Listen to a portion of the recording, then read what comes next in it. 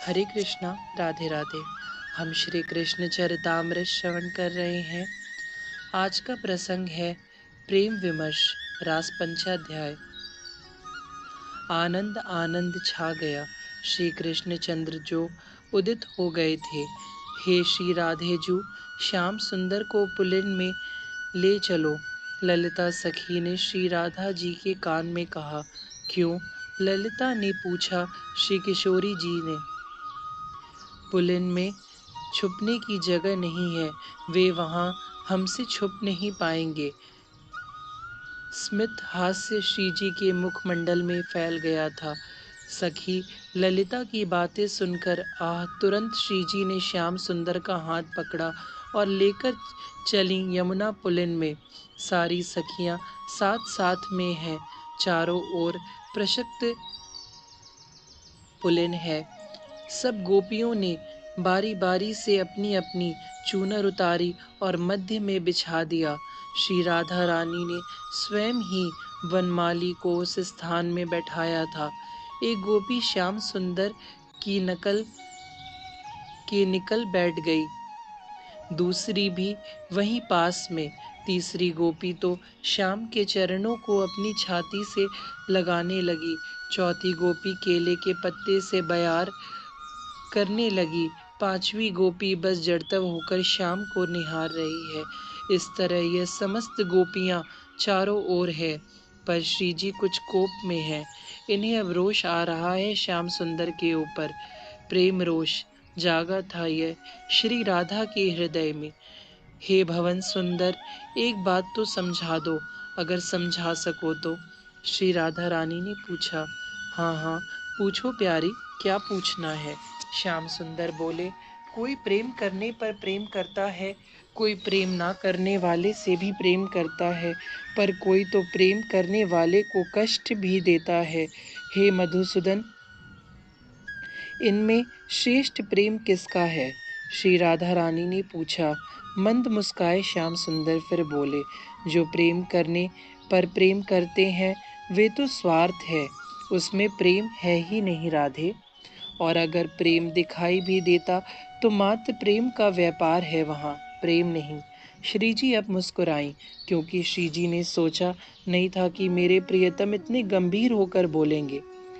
हाँ राधे, प्रेम तो सर्वश्रेष्ठ है, जो प्रेम ना करने पर भी प्रेम करे। ऐसे कम लोग ही पाए जाते हैं। जैसे माता, अब माता को क्या मतलब कि मेरा बालक मुझसे प्रेम करता है या नहीं, वो तो करती है ना। श्याम सुंदर की वाणी पूर्ण श्रद्धा से समन्वित थी। कुछ देर रुके श्याम सुंदर, अपनी प्रिया श्री राधा को निहारा, फिर बोले। हे किशोरी जी, जो प्रेम करने वाले से भी प्रेम ना करे, ऐसे कुछ लोग होते हैं। यह होते हैं आत्माराम और पूर्ण काम।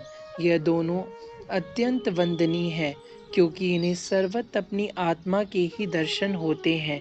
यह सबसे प्रेम करते हैं, किसी से कम या किसी से ज्यादा नहीं। पर हे राधे, दो लोग और होते हैं समाज में, जो प्रेम करने वाले से भी प्रेम नहीं करते। श्री कृष्ण प्रेम पर अच्छा विमर्श कर रहे हैं यमुना पुलिन पर। सब गोपियां ध्यान से एक एक शब्द सुन रही हैं। एक होते हैं कृतघ्नि और दूसरे होते हैं गुरुद्रोही। कृतघ्नि वो हैं जो किसी के किए हुए उपकार को ना माने। हे राधे, मैं उसे अपराधी मानता हूँ। कोई प्रेम कर रहा है, उसके प्रेम का कोई सत्कार नहीं, वह कुपुरुष है। श्याम सुंदर गंभीर बने रहे। और वही गुरुद्रोही भी कहलाता है, जो प्रेम ना करे और प्रेम करने वाले को कष्ट और दे। बस इतना श्याम सुंदर क्या बोले, सखियों ने तो व्यंग में हंसते हुए तालियां बजा दी। चारों ओर आश्चर्य से देखा श्याम सुंदर ने। क्यों? मैंने ऐसा क्या किया जो मेरे लिए करताल ध्वनि कर रही हो? क्या किया? श्री राधा रानी हंसी। क्या नहीं किया तुमने? क्या कमी छोड़ी तुमने दुख में देने में? हे नंद नंदन, हमने प्रेम किया था तुमसे, तुम्हारे लिए सब कुछ त्यागा, क्या नहीं त्यागा, पर तुमने क्या किया? क्या कृतघ्न और गुरुद्रोही तुम ही नहीं हो? श्री राधा रानी ने रोष में भरकर कहा था। उठ गए श्याम सुंदर, श्री राधा रानी के निकट आए और देखते ही देखते बैठ गए घुटनों के बल।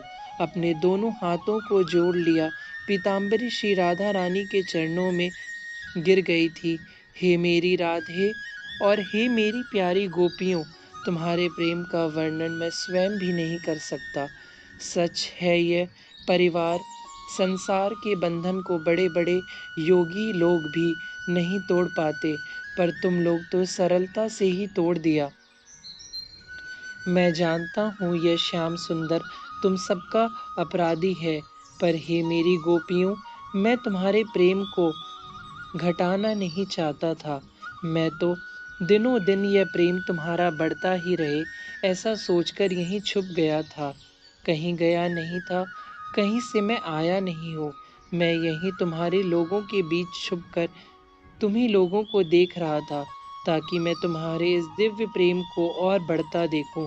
और मैं देख रहा हूँ, हे मेरी सखियां, जब मैं तुम लोगों के पास था, तब तुम्हारा प्रेम इस उच्च अवस्था में नहीं पहुंचा था, पर अब तो ये सर्वोच्च पद पर तुम्हारा ही प्रेम विराजमान है।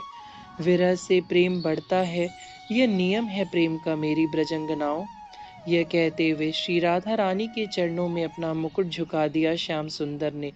टप टप टप आंसू गिरने लगे थे श्याम सुंदर के, और वे आंसू श्री जी के चरणों को धो रहे थे। ये कृष्ण तुम लोगों के प्रेम से कभी उत्कीर्ण नहीं हो सकता। इतना ही बोल सके श्री कृष्ण। कंठ अवरुद्ध हो गया श्याम सुंदर का। तभी राधा रानी ने श्याम सुंदर को उठाकर अपने हृदय से लगा लिया था। जय हो सब सखियां बोल उठी थी। हरे कृष्णा, राधे राधे।